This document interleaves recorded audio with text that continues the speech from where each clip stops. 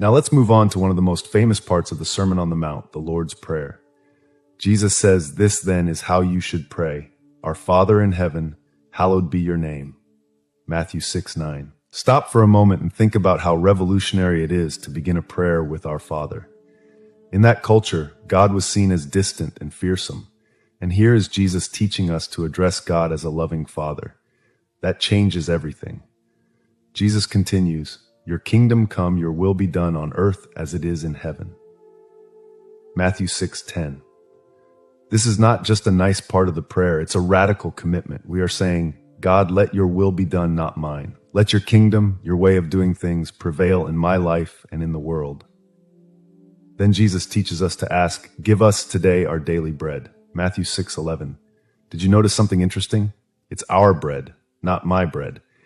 Even in our basic needs, Jesus reminds us that we are part of a community, and it's daily bread. Jesus encourages us to trust in God daily, not to anxiously hoard. "Forgive us our debts, as we also have forgiven our debtors." Matthew 6:12. Wow, this is tough, right? Jesus is directly linking the forgiveness we receive to the forgiveness we offer. He is saying that we cannot expect to experience God's forgiveness if we refuse to forgive others. And finally, "And lead us not into temptation, but deliver us from the evil one." Matthew 6:13. Jesus acknowledges that life is a struggle, that we face temptations and difficulties. But he teaches us to depend on God, to seek his protection and deliverance. This prayer, so simple yet so profound, encompasses all aspects of life. It's a model not just of how to pray, but of how to live. Now let's move on to a part of the Sermon on the Mount that addresses something we all face: worry and anxiety. Jesus says, "Therefore I tell you, do not worry about your life, what you will eat or drink, or about your body, what you will wear. Is not life more than food, and the body more than clothes?" Matthew 6:25. That's quite a challenge, isn't it? We live in a world full of things to worry about: bills to pay, deadlines to meet, relationships to manage. And here is Jesus telling us not to worry. How is that possible? But note that Jesus is not promoting irresponsibility. He's not saying we shouldn't plan or work. He is addressing the paralyzing anxiety that can consume our lives. Jesus uses beautiful examples from nature to illustrate his point. Look at the birds of the air. They do not sow or reap or store away in barns, and yet your heavenly Father feeds them. Are you not much more valuable than they? Matthew 6:26. Think about it for a moment. Have you ever seen a bird having a panic attack about where it will find its next meal? Of course not. They simply trust that there will be food and go in search of it. Jesus continues, "And why do you worry about clothes?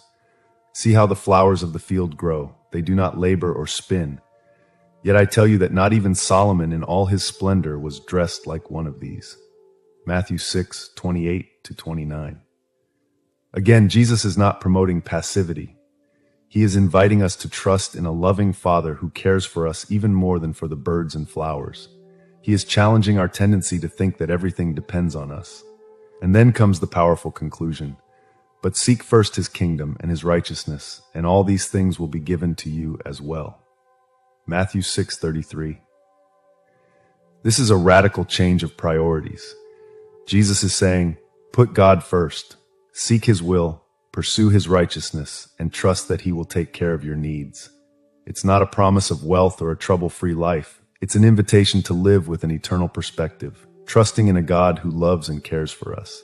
We are nearing the end of the Sermon on the Mount, and Jesus concludes with a powerful analogy. He says, "Therefore everyone who hears these words of mine and puts them into practice is like a wise man who built his house on the rock.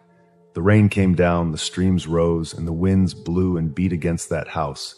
Yet it did not fall, because it had its foundation on the rock." Matthew 7:24-25. That image is incredible, isn't it? Jesus is comparing his teachings to a solid foundation. He is saying that living according to his words gives us stability and strength to face the storms of life.